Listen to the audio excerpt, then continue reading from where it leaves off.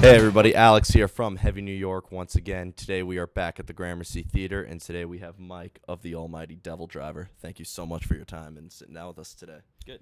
Good to see you guys. How you doing? Doing great. It's great to have you here. So the latest record is Trust No One, and it came out around last year. How has the record cycle been so far? It's been good. We've been keeping busy, doing a lot, mostly touring in the States on this record cycle. Only spent about 2 weeks in Europe. But it's been good, and we have another record coming out first quarter next year. It's a covers record. Really? And it's called Outlaws Till the End, and it's all covers of outlaw country songs. Really? Well, for the most part. That actually sounds like a really cool and original idea. Yeah. Now that you're kind of like a year into the record cycle, do you prefer to play newer material when it's been out for a while and it's been processed a little bit more, or do you prefer to play newer material when it is like fresh? I like playing newer material for sure because I have a tendency to get bored of playing the same old songs over and over again. Unfortunately, from a fan's perspective, it doesn't really work that way. So we have to play a lot of older stuff, and I like playing older stuff, and there's a few songs in our set, like, End of the Line, I Could Care Less, and Clouds Over California. I would say it would be the three that we never take out. You can always pretty much count on hearing those songs all the time. What about I Dreamed I Died? You know what? We get a lot of requests for that song, but we haven't played it for a while, and I, funny enough, I don't think some of the new guys don't really like that song a whole lot. Really? Yeah. I won't say who one of the guys actually came up to me and was like, dude, do we have to play that song? I'm like, we don't have to. We can leave it out. Oh my God, that's awful. I love that song. Now, as a lot of people know, DevilDriver, has like a lot of different members. Like, of course, Des coming from Cold Chamber into DevilDriver, and I know that you were working on some projects as well. And so, like, with DevilDriver, because you all came from like different backgrounds and stuff like that, does that allow you to have like experiments towards writing new music and stuff like that? I mean, we all kind of have a solid base of music that we all have in common that we like to listen to. But yeah, we do have a lot of different things out there. Des and I have always really been into, he's more into the goth scene, I'm more into like the whole goth industrial, mostly from the 90s, and that stuff. And we have that common connection there. So, but with some of the older guys, I would say, John Berkland was one of the main songwriters back when he was in the band, and I would say his was a little bit more on the thrashy side of things, and I was more on the Euro melodic side of things, so we didn't always have the easiest time writing together. We always made it work, and we're still really good friends. We're actually better friends now that we're not playing in the same band anymore. That's usually how it works. It's usually how it works, and we talk all the time.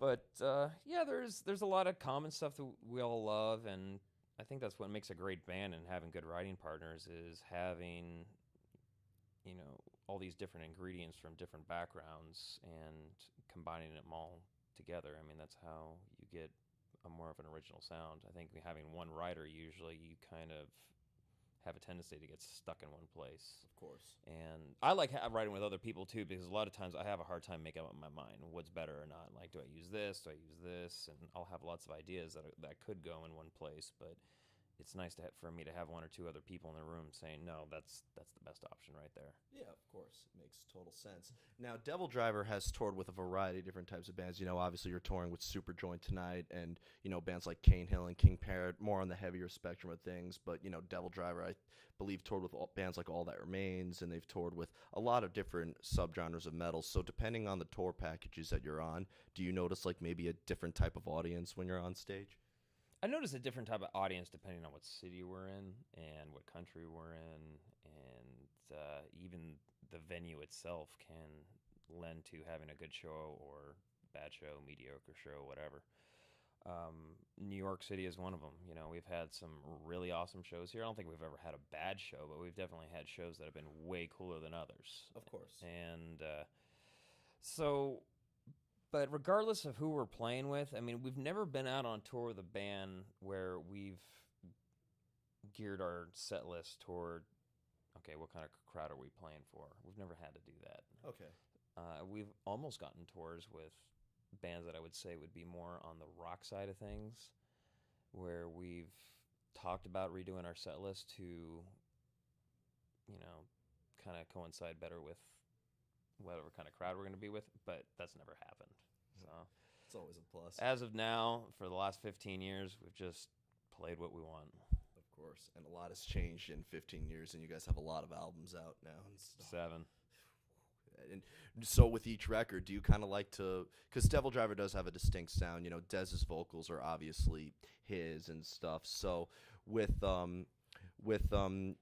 recording a new music, people coming here and interrupting us. But Dare they? I don't think we've done one interview here once where it hasn't happened. But when you record new music, do you kind of like each record to follow up to the next, or do you like to experiment a little bit and kind of shock the listeners? I like to experiment, but I never, when I start writing for a record, I never say, okay, we did this, we did that. On Trust No One, I did have a tendency to go back and listen to some of the songs and go, all right, which songs has Dez really shined on, and like what tempo were they in? So I definitely did a few songs where I was like, okay, I know Dez seems to write really well at this tempo and seems to write material that the fans really gravitate toward. So I did that maybe like 3 or 4 songs, but in general, I just sit down with my guitar and I start noodling until I come up with something I like, and I just build on it. Of course. And once the music is at the point where I'm happy with it, I set up a Dropbox, send it to Dez, and he does vocals. Really? And that's it. I mean, we're never, and Trust No One, we were never in the same room together when we were doing it. I did want to spend some time with him doing vocals on Trust No One, but he usually likes to have a few days to himself, hit just him and the producer to get things going. So they'll have it's just, you need to get that vibe going. But he ended up blowing his voice out in the first couple days, so he had to take about a week off, I believe. And in that time, I already planned a surf trip to Australia, and I was so burned out on the record by that point.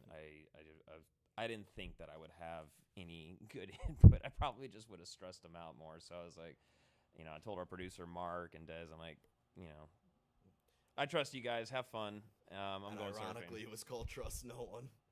Well, I think he had thought about that long before any of that had happened. Yeah. But I mean, it's funny that you mentioned that, because some bands, like, they always want to be in the same room recording together because they feel like that adds to the chemistry. But it seems like you guys having like your separate ways, it seems like you're able to each put in your 2 cents in the record. It seems to help the record. I think there could be too many cooks in the kitchen sometimes, and Dez doesn't play an instrument.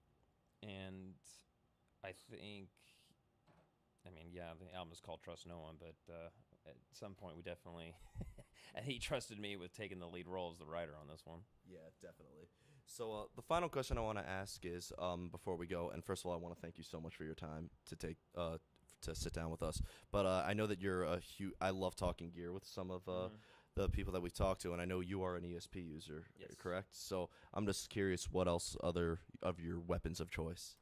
My Axe Effects and Kemper in the studio. I love those things. Modify your own tones. Yeah, as far as guitar tones, that's usually my go-to place. I sell Kemper and Kemper profiles and Axe Effects presets in my shop. It's called audiovaultstudio.com. Awesome. So you can go there. Free samples are available, and so you can try before you buy. Yeah.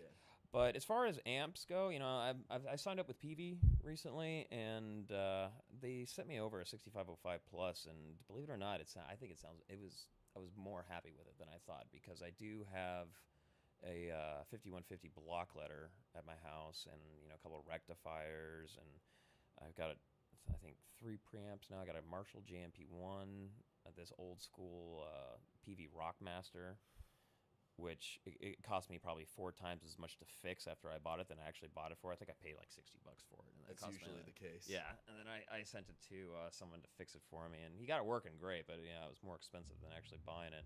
And I got a Engel E530 that I like to use a lot. I use Mission pedals, for expression pedals live. They're really rugged and don't break down on the road. Going through a PV cabinet at the moment loaded with vintage 30s. I've tried other speakers and cabinets. I always revert back to vintage 30s. Always seem to be my favorite. ESP guitars, SIT strings. I recently switched to Fishman pickups. Oh. really, really like those. I'm super happy with them. And that's about it.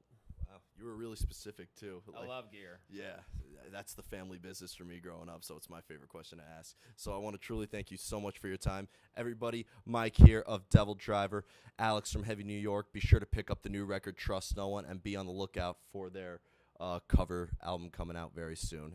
Heavy New York, everybody.